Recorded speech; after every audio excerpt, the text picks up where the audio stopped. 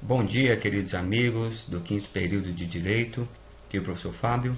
Conforme prometido, o nosso vídeo referente à parte final da matéria da nossa prova. Peço desculpas pelo pequeno atraso aí da entrega do vídeo, tá? Queria muito ter feito ontem no domingo, mas eu estou acompanhando um processo referente a algumas eleições sindicais que vão ocorrer nessa semana. Inclusive, não serei eu que vou aplicar a prova para vocês na sexta, em decorrência dessas eleições, tá?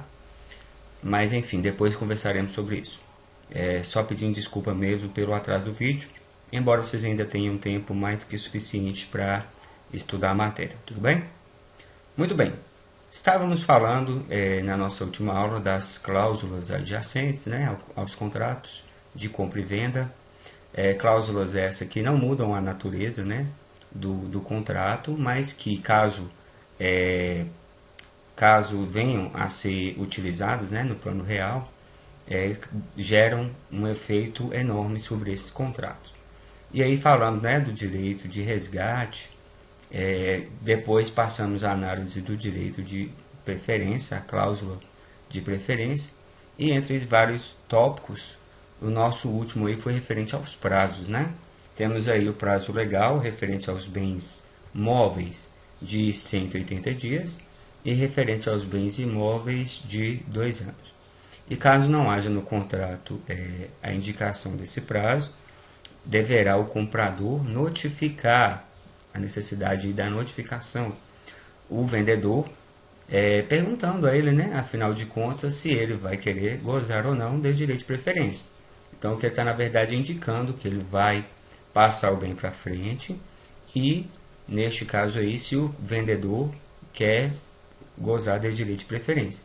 Nesse caso aí, após a notificação, o vendedor terá o prazo de 3 dias, né, em caso de o bem ser móvel, e 60 dias no caso do bem ser imóvel. Tudo bem? Já vimos isso, apenas para poder retomar o raciocínio, retomar a nossa matéria. O que mais temos aí importante em relação a essa cláusula de preferência? Vamos dar uma olhadinha? Bom, não pode ser cedido a terceiros e não se transfere aos herdeiros, por vedação do artigo 520 do Código Civil. Tá? E aí vale fazer o quê? A comparação referente ao direito de resgate, em que também não é possível a cessão, não é cessível a terceiros, ok? Mas é possível sim a cessão aos herdeiros. Isso lá no resgate, na retrovenda, tá? Aqui do que estamos tratando agora, da cláusula de preferência, nós não podemos transferir nem mesmo aos herdeiros. Por quê? Vedação do artigo 520 do Código Civil. Tudo bem? Vocês deverão fazer, gente, para um bom desempenho nessa matéria, justamente essa comparação entre as cláusulas, tá? Então, temos, além dessa cláusula de resgate, estamos vendo a de preferência, vamos ver uma nova cláusula. Então, cabe a vocês aí fazer uma comparação no que se refere a esses pontos aí, que, de certa forma, tem uma interseção. Como essa, né? Em que lá, no resgate, pode se ceder aos herdeiros, mas não se transfere a terceiros. E aqui, a vedação de qualquer tipo de cessão, tanto a terceiros quanto aos herdeiros. Tudo bem? Bacana. O que mais? No caso de quebra de contrato pelo comprador, ou seja, gente, o comprador não ofertou ao vendedor o bem antes de passar ele para frente. Tudo bem? Então chegou ao conhecimento do vendedor que o bem foi passado para frente, estando dentro daquele prazo legal que acabamos de ver, e aí ele queria gozar do direito de preferência. Tudo bem? Então houve um descumprimento pelo comprador de não informar o vendedor da alienação do bem, dando ao vendedor o direito de preferência. Então, que medida poderá tomar o vendedor neste caso? A ação de perdas e danos. Tudo bem? Vai sancionar o comprador através de uma ação de perdas e danos. E aí tem o OBS aqui, constando na tela, que vocês estão vendo.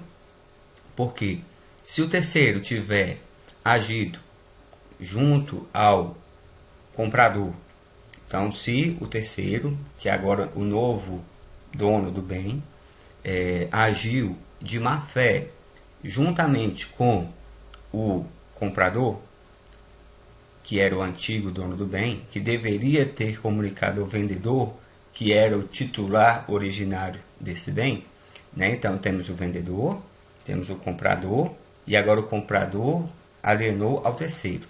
Então esse terceiro, agindo de má fé junto ao comprador, ele também poderá ser incluído aí nessa ação de perdas e danos, tá? Logicamente cabendo ao vendedor comprovar que houve aí essa má fé do terceiro. Tudo bem? Muito bem. Amigos, com relação então à cláusula de preferência, o que vimos hoje, somado ao que vimos na nossa última aula, sexta-feira, é o que temos a falar a respeito desse tema, tá? Importantíssimo aí para a prova de vocês também. E aí agora nós vamos dar início ao nosso novo tópico, na verdade uma nova cláusula, que se refere à cláusula com reserva de domínio, tá? Cláusula com reserva de domínio. Anotem aí, tá? Lembra dos tópicos que eu falei, que são intercessores, né? Então vocês vão olhar lá em qual que é aplicado a bens móveis, qual que é aplicado a bens imóveis, ou nos dois, né? Então aqui no caso da cláusula de reserva de domínio, nós temos a aplicação apenas sobre bens móveis, tá? Apenas sobre bens móveis. Então vamos lá, o direito de resgate, ele se aplica o quê? Em relação a bens imóveis apenas, né? O direito de preferência, tanto para bens móveis quanto imóveis, e aqui apenas para bens móveis, não é isso? Muito bem. Qual que é o conceito então dessa cláusula de reserva de domínio? Para que ela serve afinal? Qual influência ela terá sobre um contrato de compra e venda, sem alterar sua natureza? Vamos lá? É a cláusula adjecta, essa cláusula, né? Adjacente aí, paralela, em que o vendedor reserva para si a propriedade da coisa móvel até que sejam adimplidas todas as prestações da venda da coisa, momento em que o negócio terá eficácia plena. Então, qual que é a jogada aqui com relação à reserva de domínio? Temos um contrato de compra e venda. Isso é o que deve ficar na mente de vocês, tá? O objeto principal desse negócio é a compra e venda, tá? Então tomem cuidado, principalmente no que se refere à comparação que faremos futuramente com a alienação fiduciária, tudo bem? O cerne aqui é um contrato de compra e venda de um bem móvel. Então vamos pegar aí, a título de exemplo, bem tranquilo, um automóvel.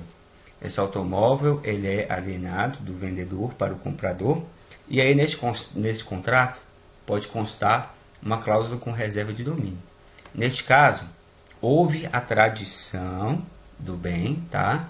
Só que a propriedade ela continuará sendo do vendedor, até que todas as parcelas sejam adimplidas pelo comprador. Tudo bem? Parece um pouco aí com a alienação fiduciária, mas nós veremos aí a diferença.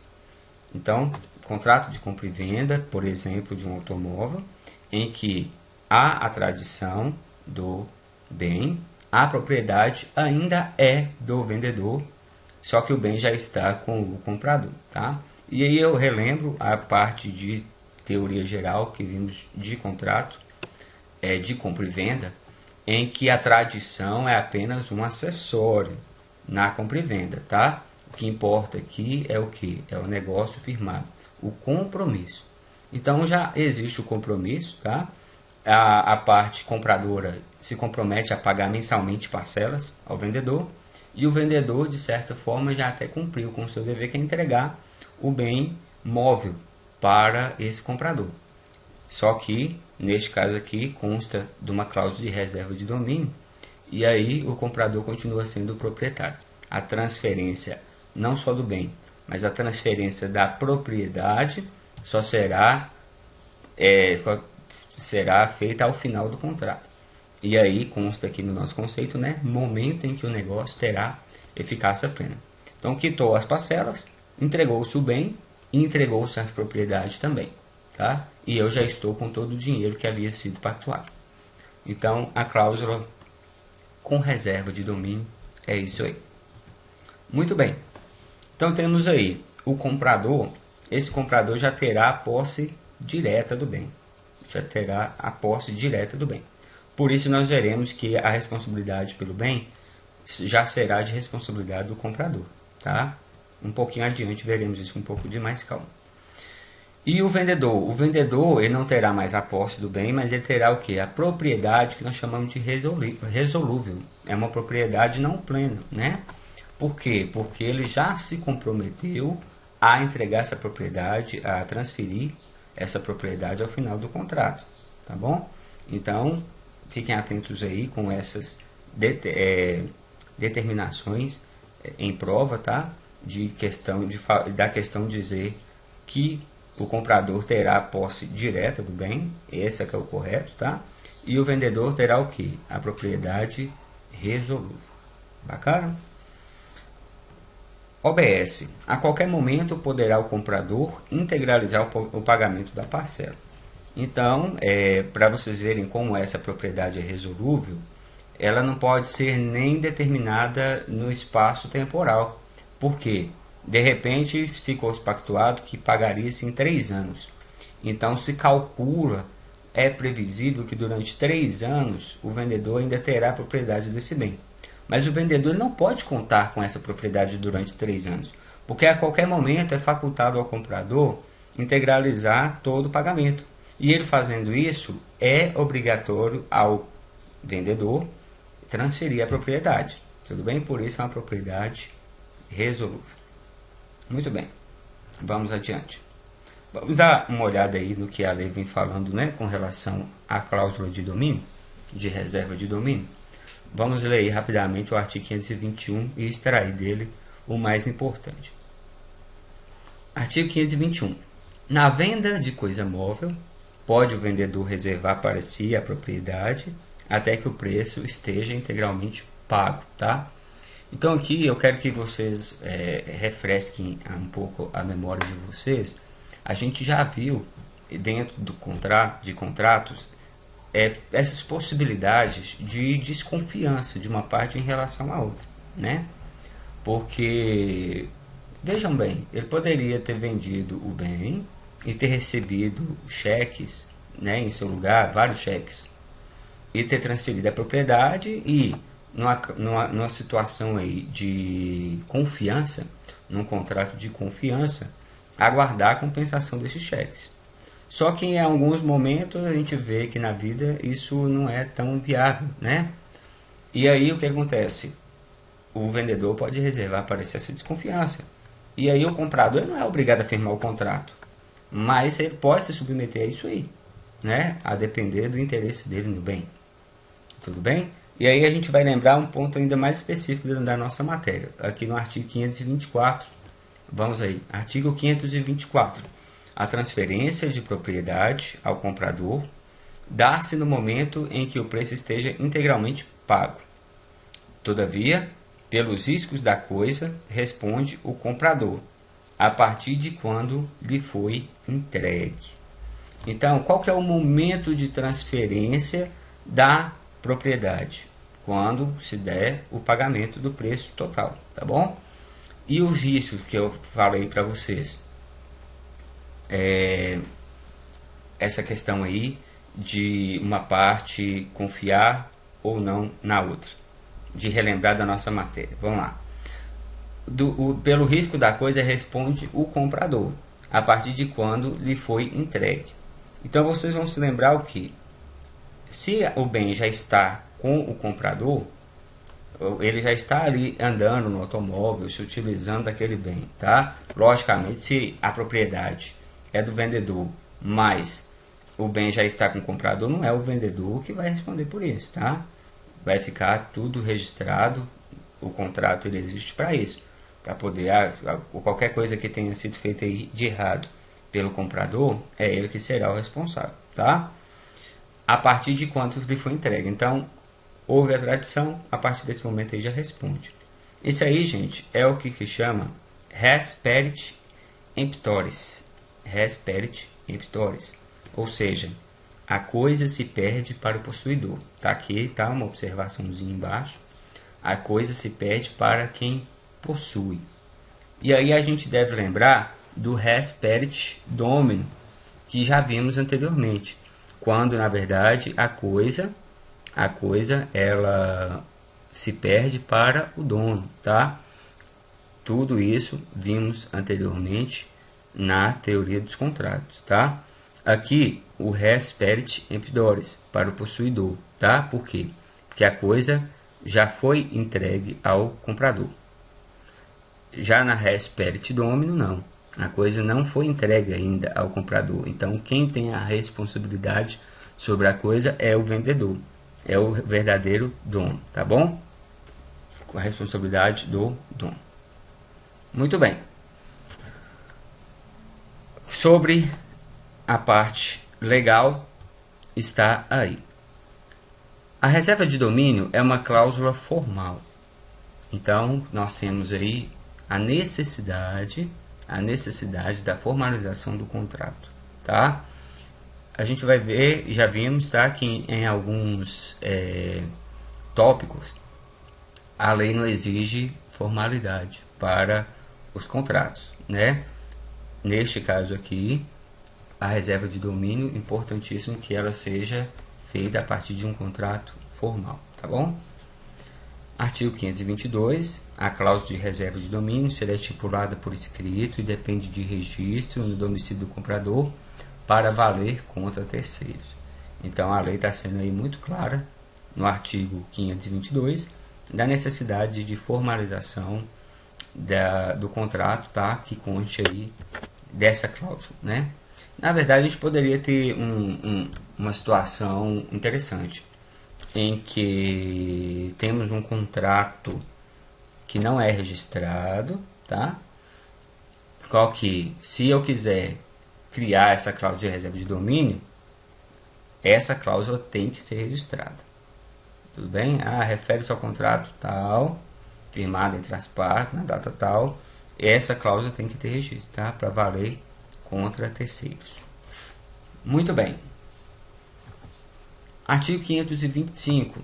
O vendedor somente poderá executar a cláusula de reserva de domínio após constituir o comprador em mora, mediante protesto do título ou interpelação judicial. Então é importante ficarem atentos aí à redação também do artigo 525, tá? Você vai cobrar a pessoa mediante a sua interpelação, não, a sua provocação daquela parte, tá? Então você primeiro deixa a pessoa em mora, tudo bem? Então o comprador ele não pagou a parcela, o vendedor não vai já buscar qualquer medida sem primeiramente ter provocado a parte. No caso aí, qual que é a provocação? O protesto do título ou a interpelação judicial, tá? É o que a lei determina aí como um caminho necessário para depois aí sim procurar as medidas cabíveis, tá? Verificada a mora, artigo 526.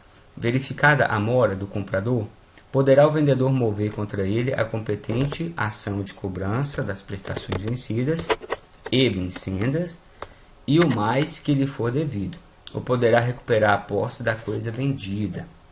Então nós temos aí o que, gente? A possibilidade da ação de cobrança, sendo que, olha o que a lei está falando, ó, as vincendas também. Então é como se todas as parcelas vincendas tivessem as suas datas antecipadas, tá? E o que mais lhe for devido, aí pode entrar a questão dos honorários, perdas e danos e tudo mais. Ou poderá recuperar a posse da coisa vendida, tá? Então, qual que é a nossa conclusão aí? Conclusão, caberá então a ação de cobrança ou a busca e apreensão. Se você vai fazer o que? Recuperar a posse da coisa vendida, voltando aqui, caberá a busca e apreensão. E aí vale um OBS importante, tá? Porque lá no código de 73, no artigo 1071, nós tínhamos aí uma parte especial em relação à busca e apreensão, tá? Agora nós temos aí uma cláusula geral. Os contratos novos e até os contratos antigos devem se regulamentar, tá? Com o novo Código Civil, no artigo 190. Não temos mais um procedimento especial da busca e apreensão, tudo bem? Cabe a busca e apreensão, sim, tome cuidado. O novo Código Civil não veio acabar com o Instituto, conforme alguma prova pode sugerir, tudo bem? Ele só veio deixar de ser uma cláusula geral para ser uma cláusula, de deixar de ser um procedimento geral, especial para ser um procedimento genérico, tudo bem? Vou retomar porque eu dei uma gaguejada aqui, vamos lá. O novo Código de Processo Civil não acabou com o Instituto da Busca e Apreensão, tudo bem? Ele fez, na verdade, deixar de ser um procedimento especial, conforme o artigo 1071, para se tornar um procedimento genérico, tá bom? Cabível aí para várias outras coisas. E aí, por fim, temos a diferenciação, tá? Da cláusula de reserva de domínio para alienação fiduciária. Não se confunda. Na cláusula de reserva de domínio, nós temos como ponto central de tudo a compra e venda de um objeto. Então, suponhamos que temos uma alienação, tá, de um automóvel, conforme temos tomado até então de exemplo. E aí, neste contrato de compra e venda, não tem nenhuma cláusula de reserva de domínio. Ótimo, é um contrato de compra e venda. Alguém entregando um carro mediante pagamento de algum valor. Contudo, neste contrato de compra e venda pode constar de uma cláusula de reserva de domínio. Você vai ficar com a posse direta e eu com a propriedade resolúvel. Ou seja, eu só transfiro a propriedade ao final do pagamento. Mas, reparem, continua sendo um contrato de compra e venda normalmente. Já na alienação fiduciária, o contrato não é de compra e venda. O contrato é de compra e venda em relação ao comprador e a empresa que está vendendo o automóvel. Mas a alienação fiduciária não é feita entre a empresa que está vendendo o automóvel e o comprador. É feito entre o comprador e a financeira, a empresa financeira. E qual que é o objeto central aí? O empréstimo de pecúnia. Então a empresa, a instituição financeira, está te emprestando dinheiro para que você adquira um bem, tá bom? E aí, nesta alienação aí, neste empréstimo, ele tem a possibilidade de cobrar juros, tudo bem? E aí, ele ainda garante que, como ele te garante, não, né? Ele se garante, a instituição financeira se garante no pagamento mediante o que? O próprio bem. Então, o próprio bem fica como garantia de que você vai quitar o empréstimo, tá bom? Então, tomem cuidado porque reserva de domínio, contrato de compra e venda de bem móvel. Alienação fiduciária, você tem um contrato aí de empréstimo de pecúnia, tá? Neste caso aí, embora sejam diferentes, a semelhança é que em ambos o bem fica como garantia do pagamento, tá bom? Muito bem, então encerramos aí essa parte de cláusulas, né? Cláusulas especiais dos contratos de compra e venda e concomitantemente encerramos também o próprio contrato de compra e venda. Então vimos aí a natureza jurídica do contrato, vimos aí as principais características do contrato de compra e venda, vimos as proibições, né, as restrições de contrato de compra e venda e vimos também as cláusulas especiais aplicáveis aos contratos de compra e venda. Vimos muita coisa, porque tinha muita coisa mesmo a ser vista, tá? Vocês vão reparar que o contrato de empréstimo, nosso próximo conteúdo aí, são um pouco mais simples. Os demais contratos são um pouco mais simples, tá? Muito bem. vamos dar continuidade então, iniciando os contratos de empréstimo. Mais um contrato em espécie que vamos estudar, o contrato de empréstimo. O contrato de empréstimo, turma, ele tem duas modalidades, tá? Quando o empréstimo for de uso, nós o denominamos de comodato, tá? Bastante usual aí no dia a dia de, né, todo mundo. Talvez não nos moldes que vocês imaginem, mas é bastante usual. O contrato de comodato é um contrato de empréstimo de uso. Agora, se for um empréstimo de consumo, nós chamamos de mútuo. Empréstimo de consumo mútuo, tá? Muito bem.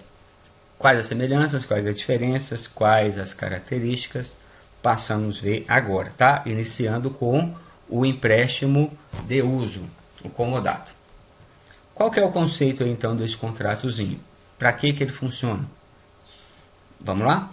O comodato é um tipo de contrato em que ocorre o empréstimo gratuito de coisas que não podem ser substituídas por outra igual, como por exemplo um imóvel, tá? Como um imóvel. Então é um tipo de contrato em que ocorre um empréstimo gratuito de coisas que não podem ser substituídas por outra igual. Gente, o que é mesmo essas coisas que não podem ser substituídas por outra igual? Tem um nominho bastante específico, sei que todo mundo acertou aí. São os bens não fungíveis. Bens não fungíveis. Então, comodato é um contrato de empréstimo gratuito de coisas não fungíveis. Tudo bem? Vamos analisar aí a redação do artigo 579. O comodato é um empréstimo gratuito de coisas não fungíveis. Perfaz-se com a tradição do objeto. Então já temos algo aí adicional ao nosso conceito, tá? Que ele se perfaz a partir do momento da tradição do objeto. Pergunta de prova: quando se dá início o contrato de comodato? A partir da tradição do objeto. Tudo bem? Bacana. Então quem são as partes?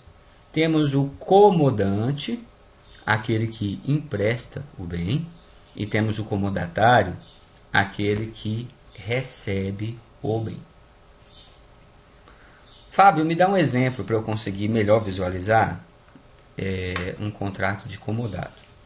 Então, suponhamos, estamos falando aí, não podemos nos esquecer que trata-se de um contrato gratuito, tá?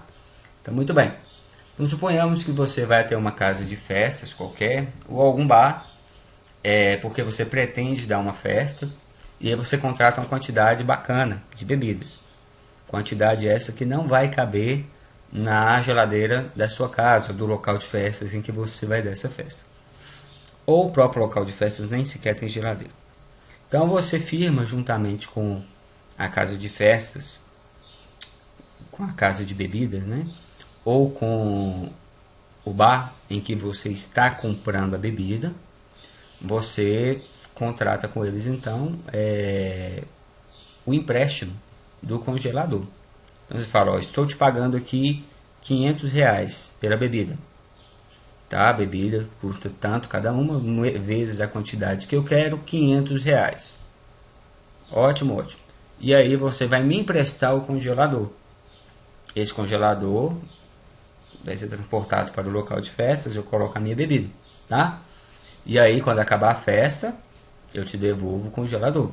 Isso sem custo, tudo bem? Sem custo. Então você compra a bebida, isso aí é oneroso, mas isso é contrato de compra e venda, tá? Comprei a bebida e aí paralelamente vamos firmar um contrato de comodato, em que você vai me emprestar, entre aspas aí gentilmente, o congelador, e eu vou guardar a bebida neste congelador, tudo bem? E aí ao final da festa eu te devolvo nas mesmas condições em que recebi, tá? E tem essa obrigação de te devolver o congelador. Este aí é o contrato de comodato, o empréstimo gratuito de coisa não fungível. Por que a coisa é não fungível, Fábio? Porque, poxa, tem que se entregar a mesma coisa que foi emprestada, tudo bem? A mesma coisa que foi emprestada, não pode ser outra equivalente, não pode ser outra equivalente, tudo bem? Vamos lá. Qual a natureza jurídica do comodato? É um contrato real, porque a tradição do objeto é elemento essencial. Então, olha para vocês verem aqui que momento oportuno e importante para fazermos a diferença em relação ao contrato de compra e venda. Contrato de compra e venda, a tradição é um elemento que, gente, é um elemento não essencial, é um elemento acessório. O importante é firmar o compromisso entre as partes. Já aqui no contrato de empréstimo, na sua espécie comodato, a tradição do bem é essencial. Se não houver a tradição, não há o contrato, tá? Então é um contrato real, em que a tradição do objeto é o elemento essencial. Tudo bem? É um contrato gratuito, que a gente chama de benévolo, tá? Não se admitindo a modalidade onerosa do contrato de comodato. Então, fica claro aí, tá? Sempre será um contrato gratuito. Próximo item aí, envolve bens infungíveis, tá? Bens que não podem ser substituídos por outros. E aí a gente tem um OBS aí, porque existe na doutrina, de forma ainda não majoritária, mas alguns lampejos, no sentido de que os contratos de comodato podem também ser referente a bens fungíveis, tá? Ou seja, bens que podem ser substituídos por outros de mesmas características. E aí, quando houver essa possibilidade, tá? Que a doutrina aponta do contrato de comodato de bens fungíveis, nós temos aí a sua denominação como comodato, acompanha aqui, tá? No OBS, comodato ad pompam vel ostentation. Comodado ad pompam vel ostentation não, né? Ostentationem. Esse nome horrível, né? Na doutrina aí. É péssimo de ler também, mas vocês podem porventura encontrar. E asseguro que não vão encontrar na minha prova, tá? Mas em prova de concurso talvez encontre. Então, se vocês verem lá o comodato ad pompam vel ostentationem, refere-se o quê? Ao que a doutrina assevera sobre a possibilidade dos bens fungíveis serem parte de um contrato de empréstimo na sua modalidade comodato. Bom, como que funcionaria então conforme a doutrina? Porque se o bem é infungível, eu até coloquei, né, no início do nosso conteúdo aí, no nosso conceito, um bem infungível, como por exemplo uma casa, né? Uma casa, gente, é um bem infungível. Você não tem aí uma casa igual à outra. Isso seria muito raro, né? Ninguém tem guardado uma casa no bolso em que você vai emprestar vai fazer esse comodato, e aí você vai fazer esse empréstimo e a pessoa vai te devolver outra casa exatamente igual. Isso é impossível. Então a gente toma aí como princípio um bem infungível, um imóvel, uma casa. Bacana. E aí eu até dei o exemplo aí do congelador. O congelador, ele é um bem fungível. Ele é um bem fungível. É fácil você pegar um congelador da mesma marca, do mesmo modelo e devolver, tá? Eu fiz o exemplo aí, mais para vocês entenderem do que é o comodato, mas a princípio aí o congelador ele nem seria considerado um bem infungível, então ele não poderia ser parte de um contrato de comodato, seria outra coisa. Pois bem, só que a doutrina fala que quando o bem é fungível, mas no acordar das partes ele se torne infungível, aí seria possível. Aí vale também para o congelador, tá? Eu vou mudar o exemplo, depois eu volto no congelador, mas vamos mudar o exemplo aqui. Suponhamos que eu também vamos pegar a mesma festa. Estou indo fazer uma festa, vou dar uma festa e eu quero que ela seja do tema anos 80. E aí eu estou montando minha decoração bacana e tal. E aí eu acho que ficaria legal que nas prateleiras do bar houvessem garrafas temáticas de bebidas dos anos 80. E aí eu sei que algum amigo meu, não tem um amigo, esse amigo, ele tem uma coleção dessas garrafas antigas, que ele faz colocar muito tempo de garrafa. Bacana. Aí eu vou até ele e falo, ó, você me empresta as garrafas? Aí ele fala, cara, você é meu amigo do peito, tudo, quero até te emprestar. Mas você tem que me prometer uma coisa, e essa promessa vai ser mediante contrato, que você vai me devolver as minhas garrafas todas intactas. As mesmas garrafas que eu te entreguei, são as que você vai devolver. Então como é que funciona aí, gente? Garrafa, via de regra, é um bem fungível ou infungível? É um bem fungível. Você consegue tranquilamente pegar uma garrafa e substituir por outra, tá? Só que o que vale aí é o acordo entre as partes de tornar o bem fungível. Eu só aceito de volta as mesmas garrafas que eu estou te entregando. Aí o bem é fungível, mas entre as partes ele é infungível. Aí, segundo a doutrina, isso aí acomoda tranquilamente num contrato de comodato. Aí eu volto ao refrigerador, ao congelador. Se as partes estão firmando lá e deve se devolver exatamente aquele congelador, da marca tal, fabricado no ano tal, de propriedade fulano de tal, ele se torna entre as partes um bem infungível. Então também é aplicável. Aí o nosso exemplo, ele cabe tranquilamente. Tudo bem? Muito bem. Então, bacana.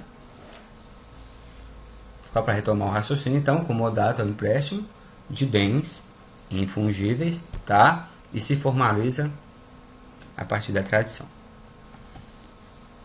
Vamos avançar. Ainda dentro da natureza jurídica, gente, é um contrato informal, tá? Ou seja, não solene. O que importa aqui, na verdade, é a tradição, né? A gente está reparando justamente o contrário aí do que vemos lá na cláusula anterior, né? Que era um contrato formal, uma cláusula formal. Aqui não, que trata de um contrato informal. Talvez a lei não exige nenhuma formalização específica, tá? Poderia ser até verbal. O que importa, na verdade, aí para a caracterização do contrato é a tradição. Muito bem, mais um tópico aí. É um contrato personalíssimo, tá? Haverá sua extinção com a morte do comodatário. Então, também não é transferível a terceiros, tá? E nem a herdeiros. Não é transferível a terceiros nem a herdeiros, tá? Haverá o que é extinção do contrato com a morte do comodatário. Então, contrato personalíssimo. E é um contrato fiduciário, o último tópico aqui abaixo. Ó, contrato fiduciário, baseado na confiança, baseado na lealdade, tá? Fábio, o que isso tem a ver com alienação fiduciária? Apenas esse nome aí que é comum aos dois, tá? Não tem nada a ver aqui com o contrato de alienação fiduciária, nada, tá? Apenas esse termo aí, fidus, ele vem dessa coisa aí de confiança, tá? Então, aqui a gente diz que é um contrato de confiança. Quando há confiança no contrato, né, esse empréstimo gratuito, eu não estou cobrando nada, isso é confiança, tá? Na expectativa de que a parte me devolva. Lógico que, por exemplo, no caso aí da cerveja e do congelador, eu muito mais estou emprestando porque é um cliente que está comprando cerveja na minha mão do que por essa questão fiduciária, tá? Mas, se formos analisar também, em último caso, ele poderia falar, eu te vendo a cerveja, bacana, e o congelador, o aluguel é R$100. Fala, pô, mas eu tô comprando esse tanto de cerveja, sinto muito. Não tá rolando aqui essa questão fiduciária, de confiança. Eu prefiro pegar os R$100 do aluguel, que pelo menos do prejuízo total eu não fico. Caso você ou estrague, né, se os convidados estraguem o congelador, ou ainda que você não me devolva, tudo bem? Então é isso aí. O que mais de natureza jurídica? Trata-se de um contrato unilateral. Por que é um contrato unilateral? Lembram-se aí do que é um contrato unilateral? Apenas para uma parte existe o que? A responsabilidade. Então aqui trata-se de um contrato unilateral no comodato, porque só confere responsabilidade para o comodatário. Qual confere responsabilidade para o comodatário? Qual é a responsabilidade do comodante? Nenhuma. Tá? Ele está emprestando a título gratuito, então não se exige dele a entrega. O momento é o que? A tradição. Então já houve a tradição e aí sim se formalizou o contrato. Desta formalização do contrato, quem é que tem a responsabilidade a partir daí? Apenas o comodatário de devolver. E devolver nas mesmas condições em que recebeu. Tá? Então aí o OBS. Qual que é também a única obrigação do comodatário? A única obrigação de quem recebe o bem, o comodatário, é devolver no prazo combinado e nas mesmas condições que recebeu o bem. Bacana? E o comodante, então, como que vai funcionar aí a questão da posse, né? O comodante fica com a posse indireta e o comodatário com a posse indireta. Tá? A propriedade é de quem? Do comodante. Por isso ele tem posse indireta. E o comodatário tem a posse, o comodante é o proprietário, então ele tem a posse indireta, e o comodatário, como está com o bem em mãos, fica com a posse direta. Outra terminologia aí legal também para se cobrar em provas, tá? E sempre se cobra, tá? OBS. O comodante não precisa ser o proprietário do bem. Então suponhamos que eu trabalho em uma empresa que vende bebidas, tá? E eu tenho contratos aí em que eu adquiro bebidas da Ambev, né? Da bebidas da Coca-Cola. E aí eu tenho juntamente com eles o comodato de refrigeradores. Então, qual que é o objeto do meu negócio, da minha empresa? É venda de bebidas. Aí, quais são os meus fornecedores principais? As empresas que fabricam bebidas. Eu só revendo, né? E eu compro de quem fabrica. Então, suponhamos que a Ambev, né, que trabalha aí com a Brahma e tal, me venda todo mês uma quantidade de cerveja, e quando eu firmei com ela o contrato de que compraria com ela todo mês uma quantidade de cerveja, eles já falaram, dá preferência para a nossa bebida. Em vez de vender Skol, venda Brahma. Em vez de vender Coca-Cola, venda Guaraná. E aí você dando preferência de revender a minha mercadoria, eu te empresto o refrigerador em comodato, tá? Até finalizar o nosso contrato. Bacana. Aí eu tenho lá na minha empresa esses refrigeradores, eu não sou o proprietário. E aí o meu cliente, o meu consumidor final, você que está indo realizar a sua festa dos anos 80 e não tem o congelador também, eu te revendo a mercadoria e te empresto o congelador que não é meu. Então o comandante não precisa ser o proprietário do bem, tá? Não precisa ser o proprietário do bem. Isso é importante. E quais são as medidas cabíveis caso o comprador, que ficou lá com o congelador, né, não devolva o congelador? Então nós poderemos aí tanto ajuizar, a ação de reintegração de posse, né? Artigo 554 e seguintes do novo CPC. Ação de reintegração do posse. Sumiu com o meu congelador, tá? Sumiu com o meu congelador. Ação de reintegração de posse. Ou ainda posso no sentido de cumulativamente, tá? Não é um ou outro não. Então, já que ele está na posse do meu bem, eu vou ajuizar a ação de reintegração de posse. E aí eu posso acumular um pedido ao juiz de, conforme consta aí no item B, de um aluguel pena, tá?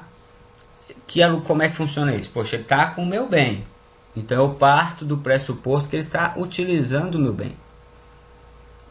Então ele está lá com o meu congelador, eu estou perdendo de estar com o meu congelador em mãos. Ele que está se utilizando do meu congelador.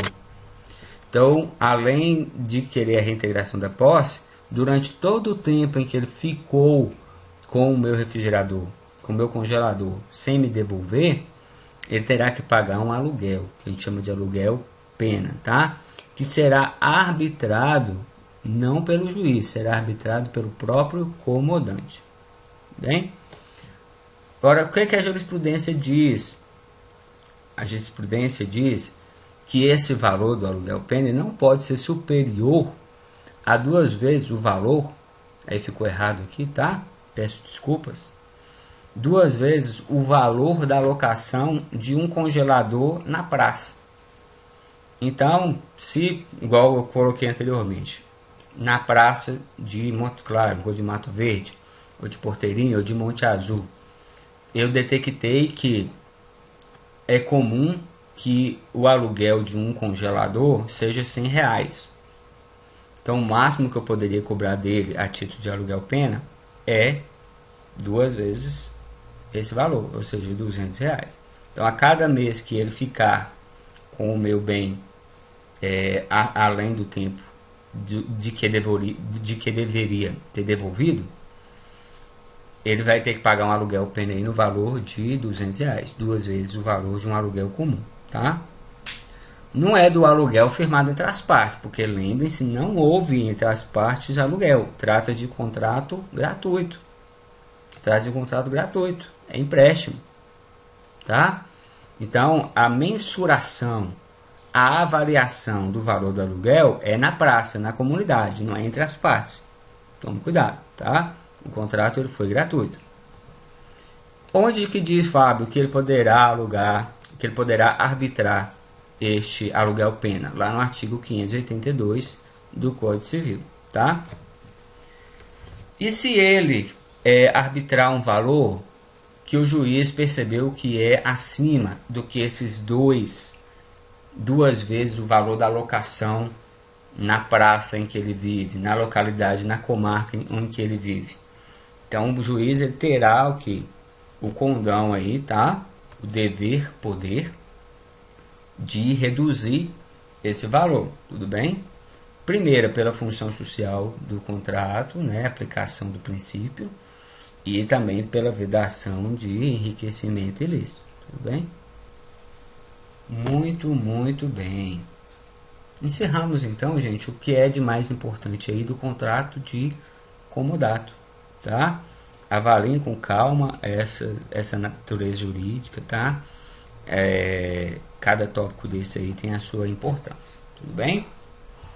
Vamos tratar aí agora, saindo da esfera do empréstimo de uso para o empréstimo de consumo.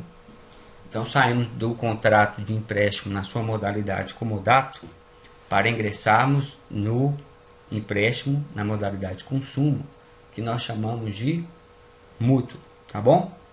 Muito simples também. Qual que é o conceito aí? Para que serve o contrato de mútuo? É o empréstimo de bens fungíveis. Então o que modificou em relação lá ao contrato de comodato? Eram os bens no comodato, eram bens infungíveis. Aqui no mútuo nós temos o empréstimo de bens fungíveis, tá? Qual que é a diferença importante? O que eu acabei de falar anteriormente? Não importa lá no comodato se o bem é de propriedade do comodante. Aqui, por outro lado, olha só, gente, um OBS já de cara. É necessário que o mutuante seja proprietário do bem. É importante, tá? Ele só pode emprestar um bem fungível que seja dele, que ele seja dono, tá? O mutuante, tá? Então nós temos de um lado o mutuante, que é aquele que oferece o bem, que empresta, e temos o mutuário, aquele que recebe, tá? Então o mutuante, ele tem que ser proprietário deste bem fungível. Vamos lá, regência da lei, artigo 586. O mútuo é o empréstimo de coisas fungíveis. O mutuário é obrigado a restituir ao mutuante o que dele recebeu em coisa do mesmo gênero, qualidade e quantidade. Então reparem bem aqui, gente, que nem sequer eu preciso me preocupar em devolver o mesmo bem que me foi dado, tá? Então, é quase aquela coisa do vizinho, né? Bater na porta do outro, toque, toque, toque. Oi, me dá uma xícara de café. Aí o café, né? Eu digo pó de café, tá? Me arruma uma xícarazinha de pó de café, meu pó de café acabou. Você vai fazer o que com esse pó de café? Você vai jogar no coador e vai consumir esse café. Depois, você não vai ter como restituir esse mesmo café. Você consumiu ele. Você vai fazer o quê? Pegar outro café, a mesma quantidade, uma xícarazinha, né? Toma, tá aqui, vizinho. Muito obrigado. Tá bom? Então, aqui é empréstimo de consumo. Tudo bem?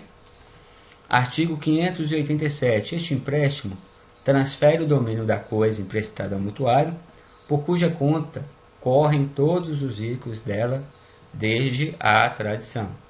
Então, o mutuário, aquele que se emprestou, tá? Vai correr também todos os riscos do bem. Tudo bem? A partir do momento que eu te entreguei aí, se houver perda do bem, você tiver qualquer tipo de prejuízo, ele é seu. Tá? Então, a natureza jurídica, vamos analisar aí também, através dos tópicos. Contrato também unilateral, apenas responsabilidade para o mutuário. Tudo bem? O contrato também é gratuito, né? É um empréstimo de coisas fungíveis. Então, via de regra, ele é gratuito. Vai correr apenas a responsabilidade do mutuário. Então, temos aí no segundo tópico, tá? O contrato é gratuito, via de regra. Mas também admite-se a sua modalidade onerosa. Então, tomem cuidado com isso, tá? O contrato, ele é unilateral, porque via de regra, ele é oneroso, ele é gratuito. Tá? Mas mesmo que ele esteja na sua modalidade onerosa, também nós temos, ele continua sendo um contrato unilateral. Não vamos gerar confusão quanto a isso, tá? Ele é unilateral independentemente se for gratuito ou se for oneroso. O fato da responsabilidade correr só para o mutuário é o que a gente tem visto aí. Você entregou o bem a título de empréstimo. Já foi entregue, o que importa aqui também é a tradição. E aí, a partir da tradição, se formaliza o contrato. A partir dessa formalização, qual que é a responsabilidade que cabe sobre o mutuante? Ele já emprestou. Cabe apenas ao mutuário de fazer a devolução. Tá bom? Vamos avançar aí. 591, olha só.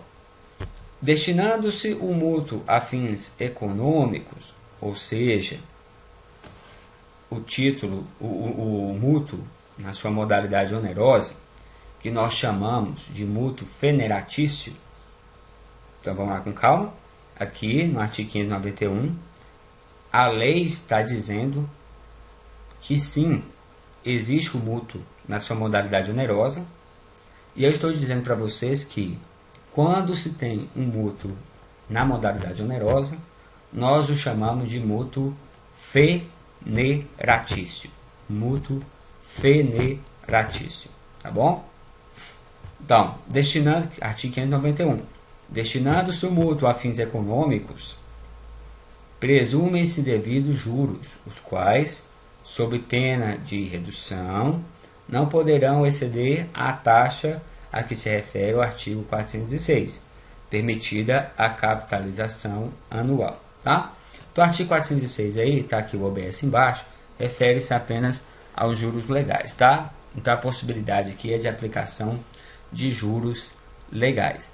Então, a lei autoriza, sim, o mútuo feneratício, tá? Com finalidade econômica, e autoriza ainda a própria cobrança de juros. É um contrato real, tá? se perfaz com a tradição do bem. Então, o que importa aqui é a tradição do bem. Tomem cuidado com isso. E é um contrato informal, não solene, conforme eu disse anteriormente. Tá? O que importa é a tradição. E a partir dessa tradição, o contrato é unilateral justamente por isso. Porque vai correr aí apenas a necessidade, a importância de que o mutuário restitua aquilo que lhe foi emprestado. Muito bem, essa era as principais características, tá? Dentro da natureza jurídica do mútuo. E agora vamos falar de um tema importante, que é o mútuo realizado com menores de idade. Então a lei ela se atentou em um artigo específico, 588, dando importância aí quando o mútuo é firmado com menores de idade. Então vejam bem, o mútuo feito à pessoa menor, sem prévia autorização daquele sob cuja guarda estiver, não pode ser reavido nem do mutuário, nem de seus fiadores.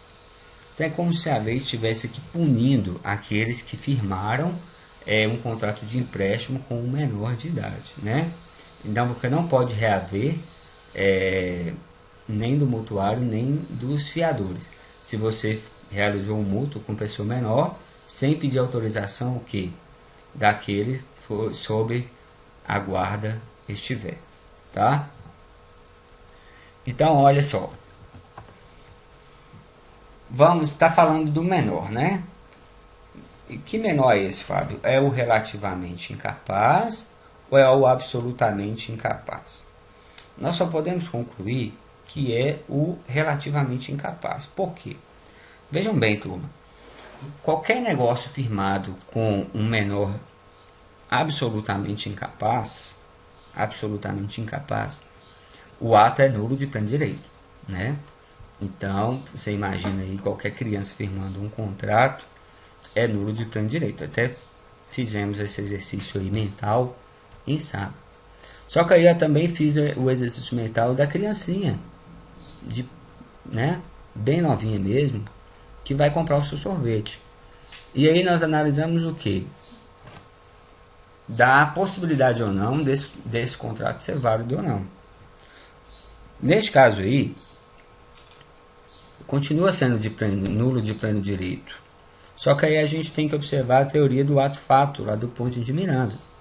Essa teoria diz o quê? Justamente o que nós tratamos em sala.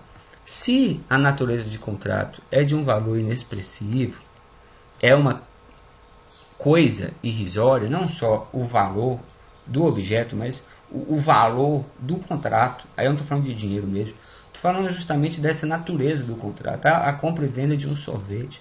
Que importância tem isso para o universo jurídico? Tá? Nenhuma. No primeiro momento, nenhuma. Então, dá-se validade para isso. Se é de pequeno valor, tá? É mais ou menos igual, né, a teoria da insignificância para o direito penal. Ah, poxa, o furto de um shampoo, né? Lembrando que se fosse um roubo, aí não, né? Porque emprega violência. E violência, ela não pode ser tida como de pequeno grau ofensivo, né? Mas o furto de um pequeno objeto, de pequeno valor, aplica-se a teoria da insignificância. Direito penal como última ratio. Aqui a mesma coisa. É um pequeno contrato de compra e venda de um sorvete. O valor é inexpressivo. O negócio é inexpressivo. Então, dá-se validade a isso. Vamos validar. Teoria do ato-fato lá do Ponte de Miranda. Tá? Agora, se é um contrato de empréstimo de consumo, aí eu já parto do pressuposto de que não é uma pequena coisa, é um contrato importante. Então, a lei ela estava falando, na verdade, dos relativamente incapazes, em que, conforme analisamos aqui embaixo, ó, o ato ele vai ser anulável. Então, o que a lei falou lá? O mútuo feito a pessoa menor, sem prévia autorização, não pode ser reavido do mutuário, tá? Então, o negócio, ele é anulável. Agora, a lei ainda foi ainda mais específica ainda, trazendo aí no 590, uma exceção. Então, a regra é o quê? 588. o mútuo feito a pessoa menor, sem prévia autorização, não pode ser reavido. Mas aí o 590 fala o seguinte: o mutuante poderá exigir garantia. Perdão, gente, é o 589, tá? É porque eu não coloquei aqui não. Então, o 588, ele está falando que o mútuo feito a pessoa menor não poderá ser reavido pelo mutuário. Aí lá no 589, traça a exceção, tá? De quando que, já que é um negócio anulável, de quando que o mutuante ele vai poder exigir sim do menor, tá? Da pessoa menor, quando que ele vai poder exigir sim que seja reavido o valor. Aí traz lá nos seus incisos primeiro, segundo, terceiro, quarto, vai só até o quarto, todas as possibilidades. Então dê uma olhadinha lá, tá? Por exemplo, se foi comprovado, se a pessoa que tem a guarda do menor vier a ratificar depois do negócio, então o mutuante vai poder sim reaver o valor, tá bom? Reaver o objeto consumido, tudo bem? Quando que mais? Quando se provar que esse menor ele já tem, já se mantém sozinho, tá? Ou seja, ele tem ganhos na sua vida privada, ele é uma pessoa que já trabalha, também vai poder reaver. Quando houver tido que ganhos através do mútuo, tá? Através do que foi consumido pelo menor, ele obteve ganhos para si, ele teve lucro. Então, peraí, se o menor ele tem tal capacidade que ele pegou o meu bem consumido e reproduziu de modo a ter ganhos, né, resta aí incontroverso que ele tem condições de me reaver, tudo bem?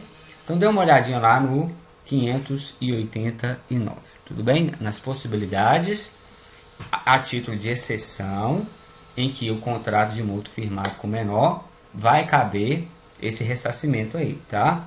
Agora, qual que é a regra? Para ficar claro, a regra é o 588. Firmado o mútuo com o menor, não vai poder ter cobrado dele o ressarcimento, tudo bem? Bacana. 588 a regra, 589 a exceção. Muito bem. O 590, na verdade, aqui trata-se da possibilidade de uma garantia exigida do mutuante para com o mutuário. Então, olha só o 590. O mutuante pode exigir garantia da restituição se antes do vencimento o mutuário sofrer notória mudança em sua situação econômica. Então, lembra que nós já estudamos isso aí nos contratos de risco, né? Você pode exigir da outra parte uma garantia, já que você entende que a situação financeira dela está mudando. É o que a gente chama lá, vimos isso na nossa matéria, exceptio non hit ad implet contractus, ou seja, a exceção de insegurança. Então, se eu estou vendo lá que está tendo uma mudança na sua situação econômica, eu já entreguei o bem.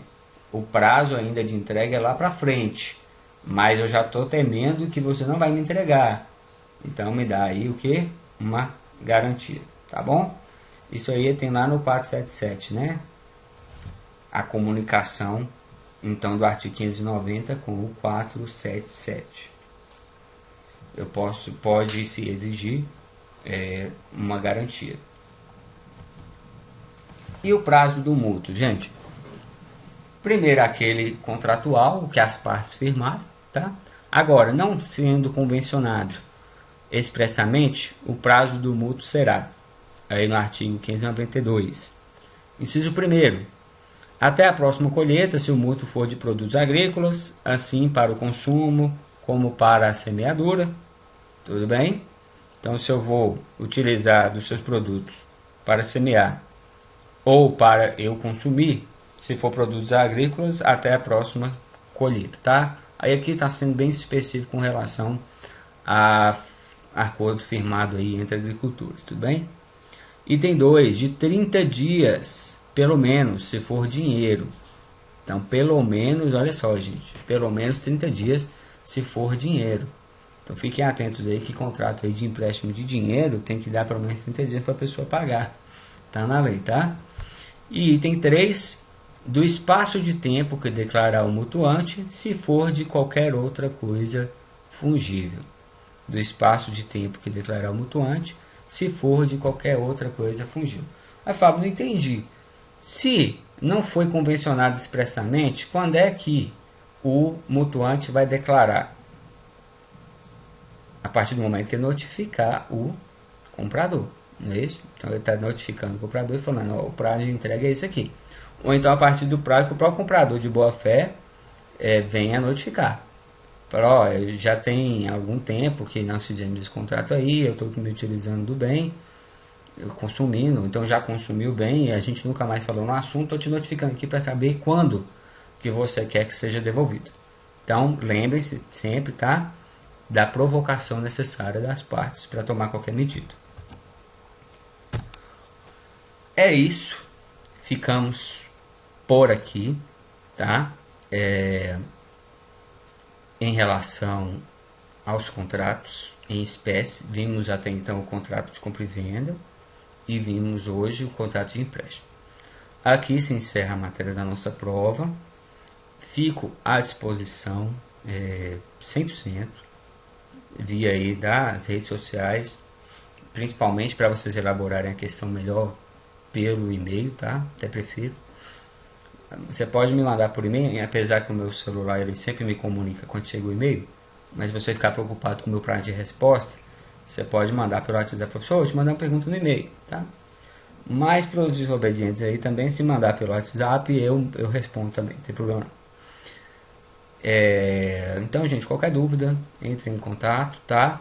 Espero me ter feito claro aqui na matéria. Eu sei que o vídeo aula não substitui uma boa aula presencial, em que vocês não guardam nenhuma dúvida, não deixam a aula avançar com alguma dúvida, mas como vocês têm a oportunidade de ver o vídeo várias vezes também, né, se você tiver travado em alguma parte aí, a gente destrava através da pergunta e aí você assiste o vídeo de novo, tá bom? Vou mandar para vocês aí um exercício de hoje para amanhã em relação à matéria, para poder cair na prova e vocês estarem melhor preparados, tá? Estudem com carinho, com atenção. Temos um número grande de artigos, esses que eu passo em sala ou em vídeo, vocês têm a obrigatoriedade de ler, tá? De ler com calma. Lembrem-se aí das terminações. É uma matéria não difícil, mas um pouco extensa, tá? Extensa pelo número de conceitos e o número de terminologias que temos, tá? Mas meu fator é descomplicar. Eu tento descomplicar o máximo na aula e também não quero complicar na prova não, tudo bem? Mas tentem não se confundir, estudando com calma. O único modo de não se confundir é estudar com calma. Você está assistindo esse vídeo aqui apenas na sexta-feira de manhã ou apenas, né, na quinta-feira à noite, e você vai estudar toda a matéria ainda para a prova, é possível que vocês confundam várias coisas, que a matéria não é pequenininha, tá? Mas se você está estudando hoje, segunda-feira, já está acompanhando a matéria tem um tempinho, você vai ter toda a capacidade de fazer o quê? Essas comparações que eu peço, né, com relação às nossas cláusulas lá. Aqui você também tem que comparar o mútuo com o comodato e o comodato com a alienação fiduciária, tudo bem? Mas todo mundo tem a capacidade máxima, vocês são bons, eu sei disso, a capacidade plena de decorarem, de entenderem acima de tudo e fazerem uma boa prova, tá? O meu mais fraternal abraço a todos, tá? Obrigado aí pela parceria e acima de tudo pela paciência. Fiquem com Deus e fiquem juntos comigo, tá? Tô esperando aí os questionamentos. Grande abraço.